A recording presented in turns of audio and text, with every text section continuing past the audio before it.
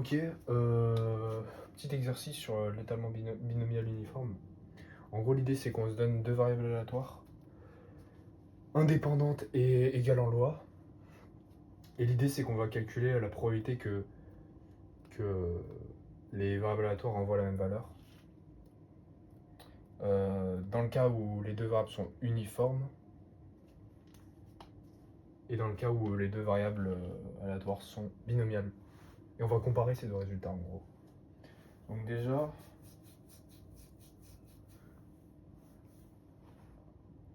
dans le cas... Voilà, attends. Déjà, ce qu'on pourrait dire, c'est que là...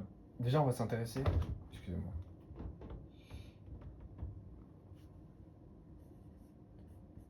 À l'événement x égale y, en gros, à l'événement où en gros les deux variables aléatoires prennent la même valeur.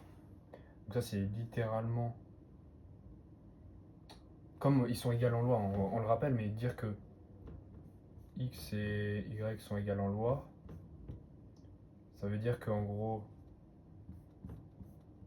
x de oméga c'est égal à y de oméga. X de oméga c'est égal à y de oméga. Et du coup,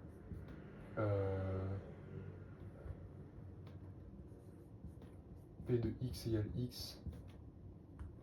Et du coup aussi, on va dire, pour tout x qui appartient à x de oméga, p de x égale x, c'est égal à p de y égale x. C'est juste la définition d'être égal en loi. Bon voilà, c'était juste pour rappeler, mais du coup ça va nous permettre d'exprimer cet événement de manière plus simple, plus difficile ou plus simple. Tout est une question de perspective, j'ai envie de dire. Du coup, ça, on peut dire que c'est l'union pour x qui appartient, parce que x et y sont égales en loi, pour x qui appartient à x de oméga, donc à l'univers image de x. Du coup, de l'événement x égale x, x égale x, inter,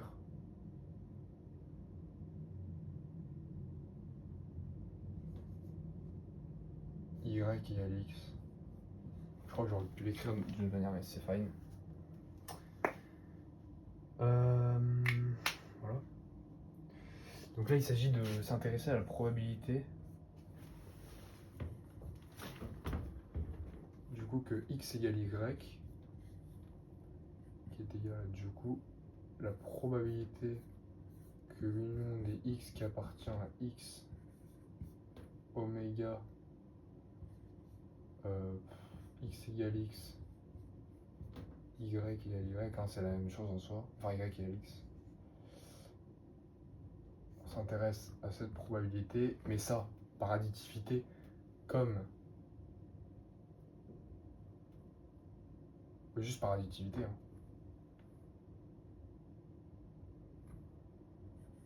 C'est égal à la somme des x qui appartient à x d'oméga de la probabilité de x égale x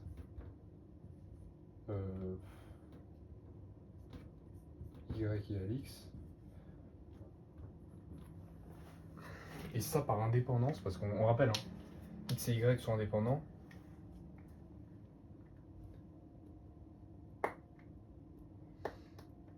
C'est égal à la probabilité. Attends, est-ce que c'est juste... En fait, j'aurais pu parler quand même d'intersection. Je vais dire ça plutôt. Je crois que ça change pas grand-chose, mais...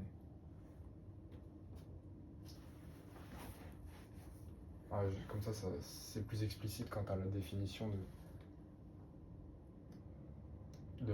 la probabilité de deux événements qui sont indépendants, c'est littéralement la définition de deux événements indépendants. La probabilité de deux événements indépendants, du coup, ce qu'on veut dire, c'est que ça va être la probabilité que x égale x fois la probabilité que y égale x En fait, comme y égale x, enfin attends. La probabilité que x égale x, c'est égal à la probabilité que y égale x. Donc en fait, comme ils sont égaux en loi, hein, ça va être ça en fait. C'est de la probabilité que... Bon, j'ai oublié de dire mais...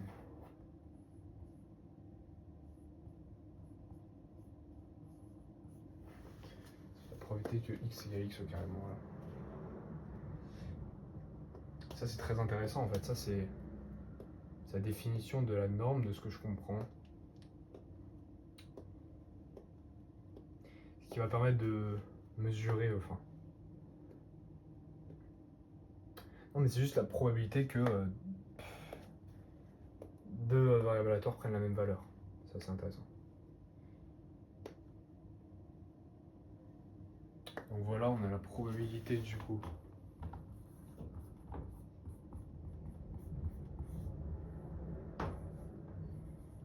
Que x égale y qui est égal à ça. Bon, je vais effacer parce que sinon je ne vais pas s'en sortir.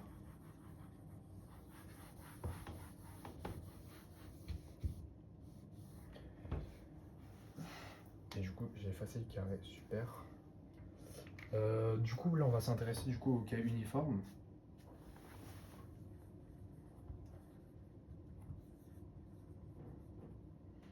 En gros, si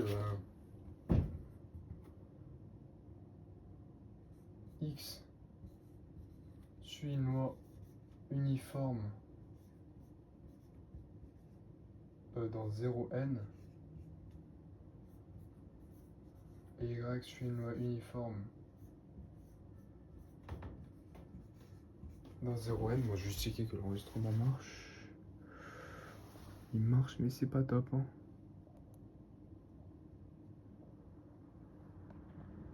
Je pense que c'est ok, mais... On va prier pour que ce soit bon.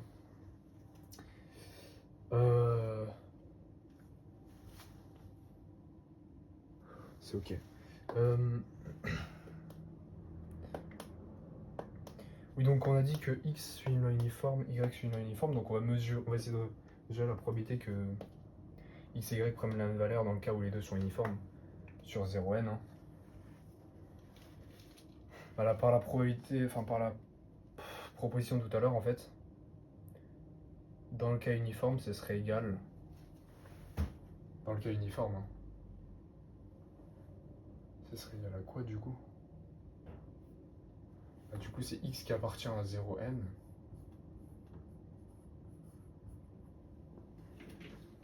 Donc en fait, ça c'est égal juste à la somme pour x qui appartient à 0n. Du coup, des... En fait, comme ça suit une loi uniforme, x, bah on sait que les événements, en gros, on sait que les événements x égale x, avec x qui parcourt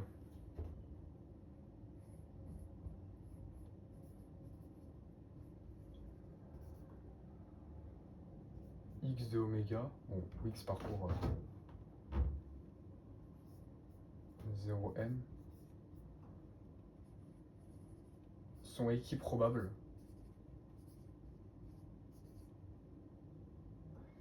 de probabilité 1 sur cardinal de 0n du coup. Donc, bah du coup, bah, la probabilité de ça, en gros, ça va faire 1 sur n plus 1 au carré qui est égal à n plus 1 fois 1 sur n plus 1 au carré qui est égal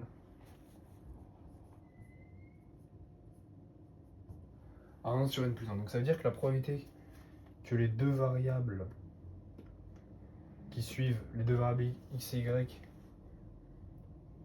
soient égales dans le cas où les deux sont uniformes sur 0n, bah elle est de 1 sur n plus 1. La probabilité que les deux variables aléatoires prennent la même valeur dans le cas où les deux sont uniformes, elle est de 1 sur n plus 1. Bon.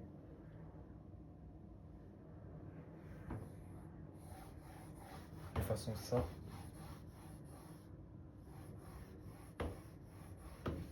Donc là juste on écrit K uniforme. P de x égale y. Moi j'appelle ça un événement, je suis désolé. P de x égale y, c'est égal à du coup 1 sur n plus 1, si je dis pas de conneries.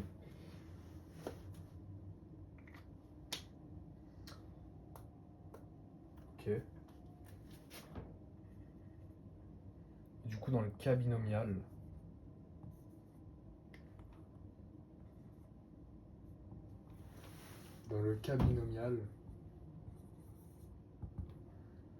mettons que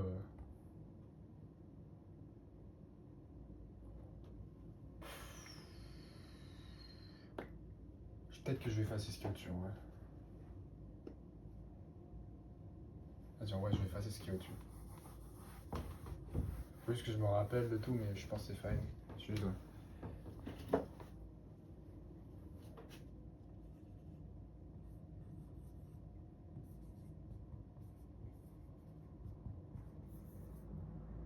Cas binomial, donc en gros, là, ici, on a x qui suit, et bah, du coup, une binomiale de paramètres. C'est quoi qui est écrit dans l'exo? Je crois que c'est de paramètre n1 demi. De même pour y. Hein.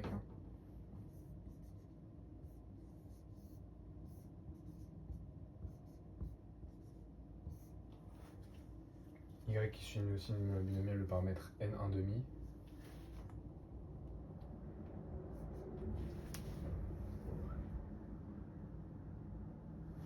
Alors, que peut-on dire? Il faut juste l'enregistrement parce que je m'en flemme de refaire.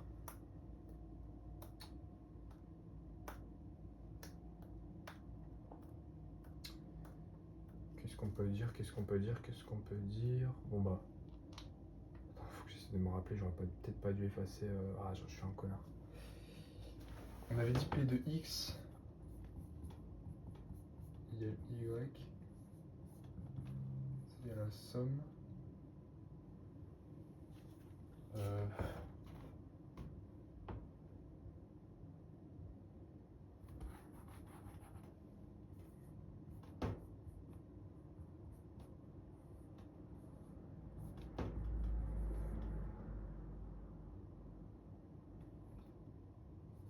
C'était la probabilité que x égale x au carré, je crois. C'est sûr. Mais ici, j'ai oublié. C'est l'obvious qu'on somme, alors que si c'est l'obvious en fait. C'est juste x qui appartient à x de oméga ici, l'univers image.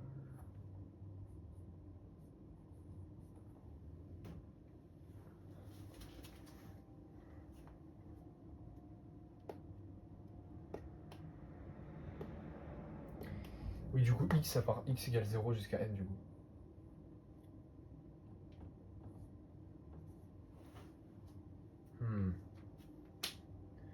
Est-ce que je suis sûr? Oui. Il me semble que c'est ça.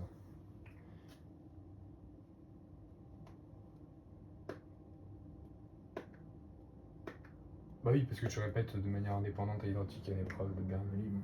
Ok.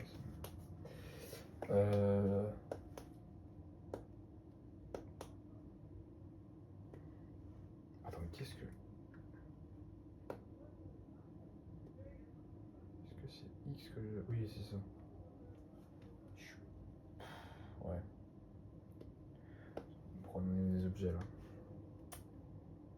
Je crois que j'ai un burn-out là. C'est pas le bon mot, mais... J'ai un blackout plutôt. Non, c'est fine. Mais du coup, pour une loi binomiale, on sait que ça, c'est égal. Alors, on sait que... Alors, on utilise juste la formule de la loi binomiale. On sait qu'ici, le succès, c'est... Enfin, P égale 1,5, pardon, probabilité du succès. Donc, en fait, on a 1,5 exposant P... Enfin, c'est ça. P fois 1 demi exposant n moins P. Donc en fait ça c'est égal en fait à 1 demi exposant n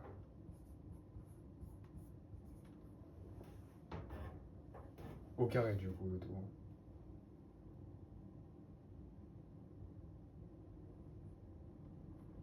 On peut dire ça du coup je crois. Et du coup comme 1 demi au carré ça fait 1 quart.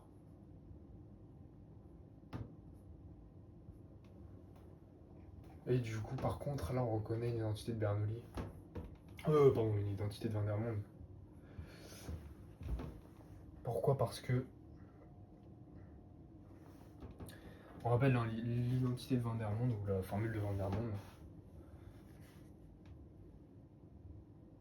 Elle stipule que si on prend k éléments parmi n plus m, mettons que soit n, m, k qui appartient à n, tel que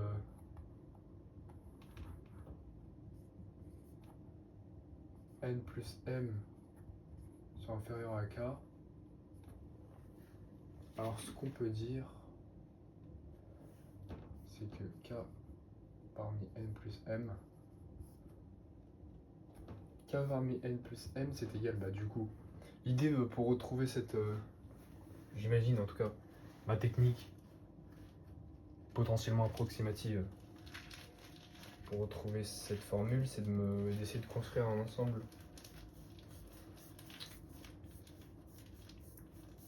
En gros, si je me munis d'un ensemble A de cardinal n, un ensemble B de cardinal n,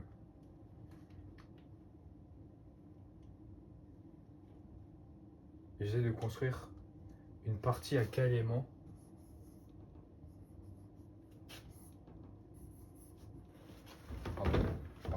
à k éléments de A union B.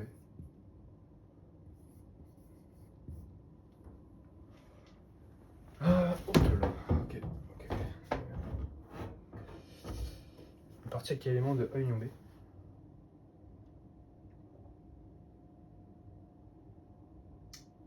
Pour ça, qu'est-ce qu'on peut faire? Ah oui, aussi il faut supposer que les deux ensembles sont disjoints. Remettons qu'on ait l'ensemble A ici. Ici un ensemble B. En gros, ce qu'on va faire, c'est combinatoirement parlant, pour construire une partie à k éléments de A union B, on va prendre un nombre. Ça, c'est si on fixe k. Hein. Si on fixe k, on va prendre un nombre k d'éléments dans A, puis un nombre. Pardon. Non, justement, on va prendre un nombre L, mettons. Un nombre L dans A, qui est inférieur à k. L'idée, c'est que si on fixe L, du coup. Hein. Non, attends, qu'est-ce que je raconte? Si, c'est ça, c'est si on fixe L.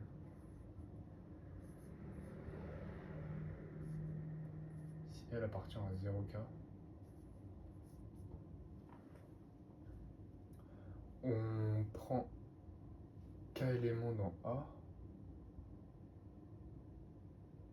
Pardon, excuse-moi, on prend L éléments. On construit une combinaison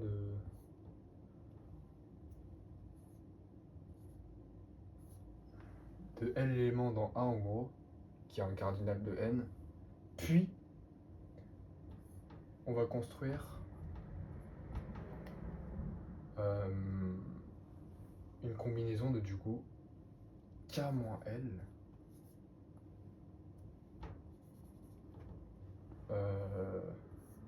dans B. C'est-à-dire en gros ce qui reste quoi. Pour construire une partie de A union B à k éléments. C'est comme ça qu'on raisonne. Et du coup, bah, comme on a fixé L, pour L fixé, ça c'est vrai. En fait, on ne sait pas combien d'éléments on prend dans A en fait. On ne sait pas combien d'éléments on prend dans A, donc l'idée c'est qu'on va sommer ça.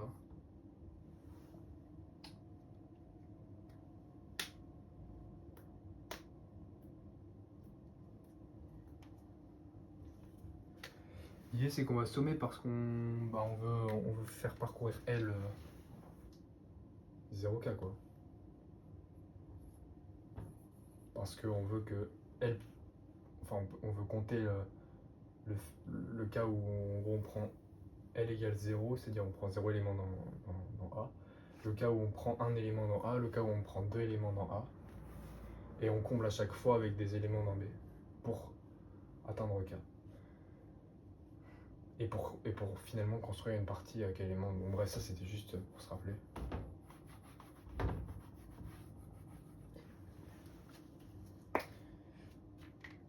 Je crois que c'est ça. C'est même sûr en soi. Et du coup, dans notre cas, nous, on a du K parmi N au carré. Du coup, quand même, on sent que c'est du Van der Waals. Pourquoi? Parce qu'on sent qu'il y a la symétrie qu'on peut appliquer. Parce qu'ici, M égale N.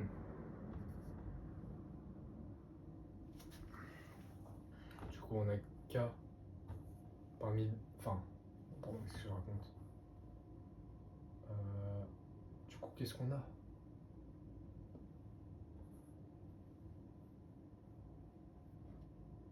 Du coup, on a N parmi 2N. Qui est égal à du coup la somme de L égale 0 à N.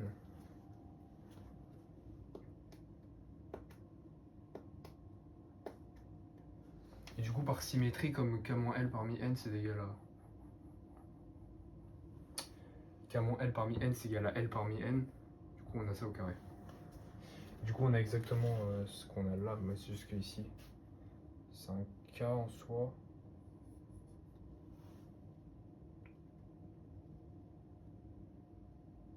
Attends, il y a un problème là.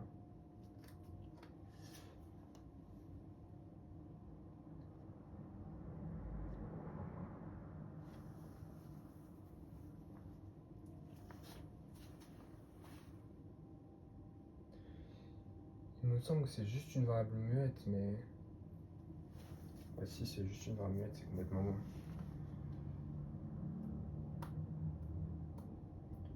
Est-ce que je suis sûr à 100%? C'est une bonne question. Ouais, c'est ça, ok. En fait, c'est juste que... Comme n égale... Enfin, comme on somme de k égale 0 à n, bah ici on veut du n parmi 2n, et voilà, quasiment. Je crois que c'est ça.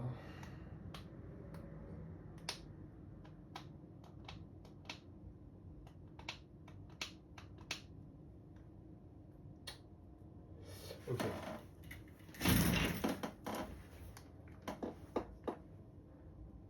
Qu'est-ce qu'on peut dire maintenant? Oh, attends, je vais essayer de me rappeler de ce qui est écrit là. Ouais, ok, moi je remplace juste par n parmi 2n.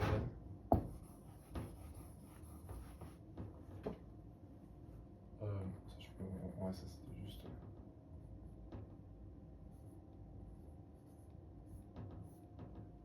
Du coup, de 1 quart exposant n.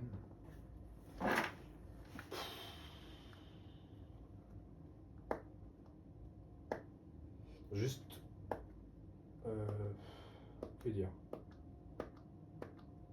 Ok, bon bah voilà. Ça veut dire que la probabilité que les deux variables aléatoires prennent la même valeur si x et y suivent une loi binomiale de paramètres n1/2, elle est de n parmi 2n fois 1 quart exposant n. À la fois c'est beau et à la fois t'as peur de la question suivante parce qu'il faut trouver un équivalent. Ah, ça devrait quand même le faire normalement.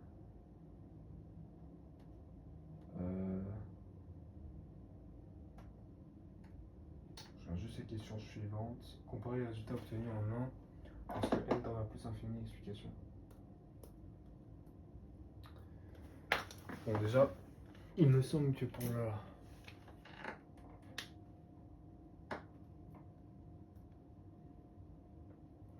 Bon, je vais effacer tout ce qui est écrit avant.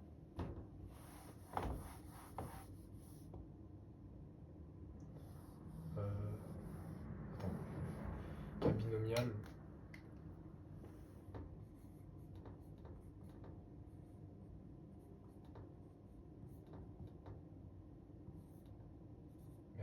parmi 2n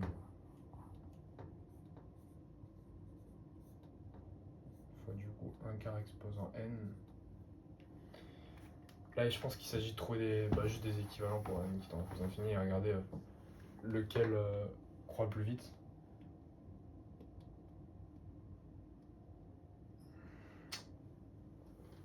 Ça, c'est dans le cas binomial. Bon, on va essayer de trouver... En fait, c'est chiant, mais... Déjà, on peut peut-être faire le cas uniforme.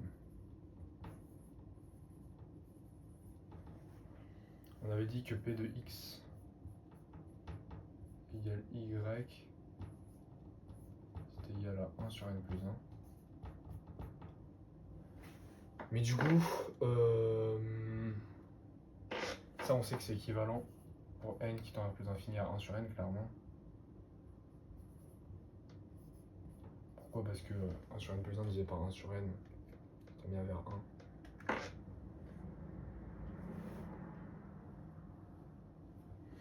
Maintenant, le cas binomial, là c'est un peu plus chiant. On sait que n parmi 2n, c'est égal à factoriel 2n sur du coup factoriel n fois du coup factoriel n. Donc en fait, c'est factoriel n carré.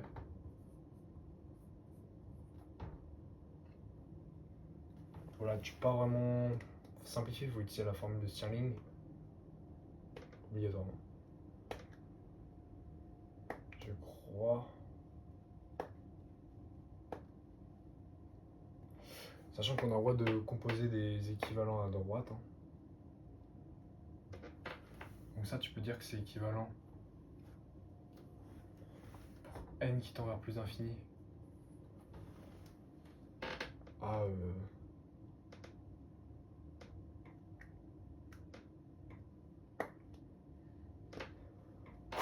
ok, racine de 2n 2 fois 2n pi fois oh merde, n sur e exposant n sur racine de 2n pi fois du coup n sur e exposant... Oula, attends, 2n. Est-ce que j'ai pas oublié un endroit? Oui, ici il y avait 2n. Hein. Et ici aussi. Et du coup, ça c'est équivalent pour n qui tend vers plus infini. On va espérer qu'on termine sur cette ligne, sinon c'est chiant. Et du coup, ça c'est égal à racine de 2. Ah non, ici c'est au carré, non mais je suis vraiment une enflure.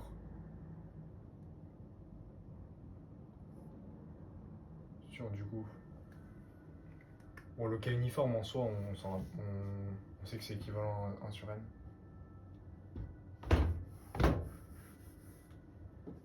Le cas uniforme.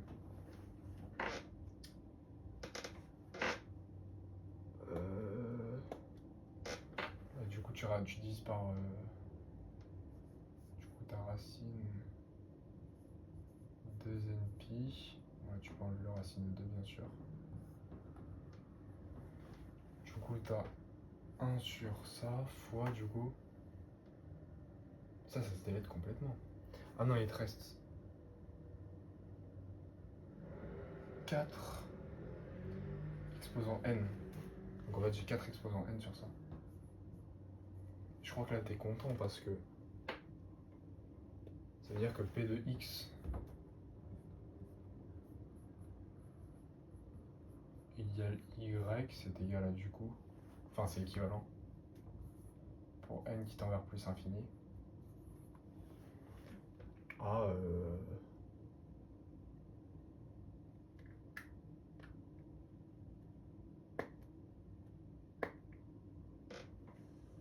Attends, j'ai pas oublié un... J'ai oublié un racine ici. Parce que je divise par racine de 2n pi.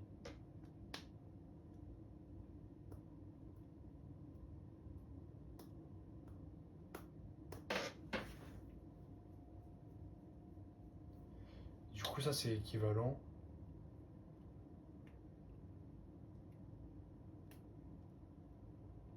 Pour n qui tend vers plus infini. Ouais, c'est tout. Hein. Enfin, non, du coup, c'est équivalent 1 sur... parce que on a le 4n qui se barre. 1 sur np. Est-ce que c'est cohérent? Bah oui, bah, ça c'est par produit d'équivalent. Enfin, par produit. Hein.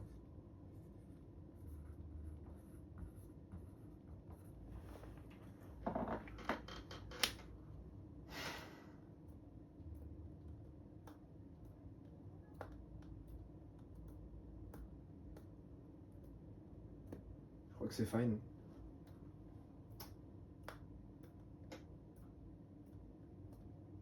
Bon, maintenant, si on compare, tous les coups, j'ai oublié de relancer la vidéo. J'ai écrit tout ça pour rien. Ah, c'est bon. J'ai écrit tout ça pour rien, c'est un bien grand mot.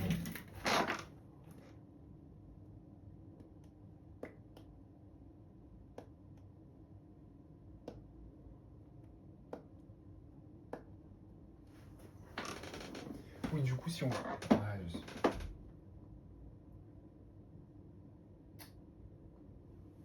Maintenant, si on compare...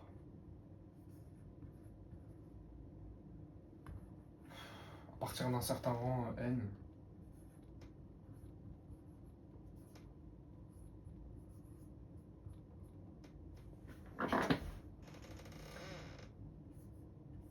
sur racine de np. Bon, attends, peut-être aller un peu plus doucement parce que je pense pas être précis sinon. On sait que... Ah, attends. N est supérieur à racine de np. Donc, 1 sur n va être inférieur à 1 sur racine de np. Je crois que c'est juste ça. Par décroissance de la fonction kx associe 1 sur x sur r plus étoile.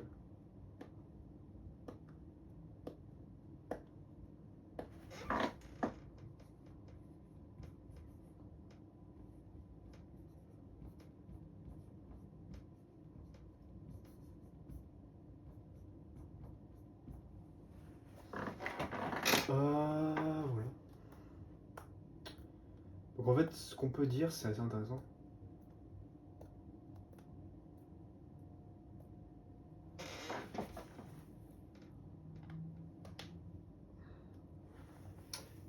C'est que du coup,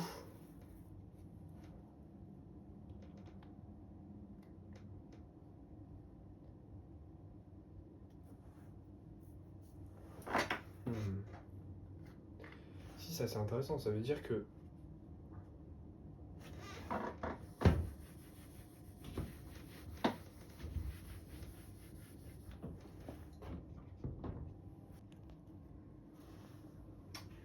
ouais, du coup, ça veut dire que la probabilité que x égale y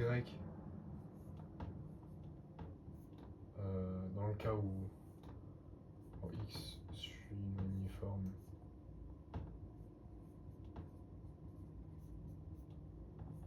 et que par exemple y suit une uniforme